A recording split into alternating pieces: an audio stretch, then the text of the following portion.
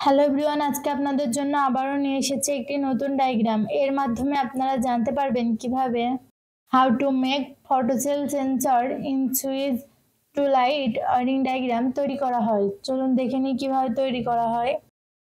Light circuit breaker, এটির মাধ্যমে একটি লাইন নিয়ন্ত্রণ করা হয়।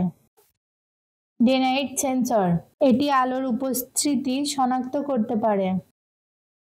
সুইচ, এটির মাধ্যমে অন অফ করা হয়। এল পজিটিভ লাইন সার্কিট ব্রেকারে কানেকশন দেওয়া হলো। সার্কিট ব্রেকার থেকে পজিটিভ লাইন সুইচে কানেকশন দেওয়া হলো।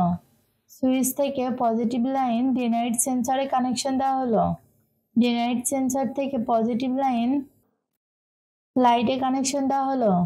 N neutral negative line day night সেন্সরে কানেকশন দেওয়া হলো। নেগেটিভ লাইন লাইটে কানেকশন দেওয়া হলো। এই ডায়াগ্রামটি পুরোপুরি সম্পূর্ণ হয়েছে। এভাবে আপনারা আপনাদের বাসা বাড়িতে তৈরি করতে পারবেন। ভিডিওটি ভালো লাগলে লাইক ও সাবস্ক্রাইব করবেন। ধন্যবাদ।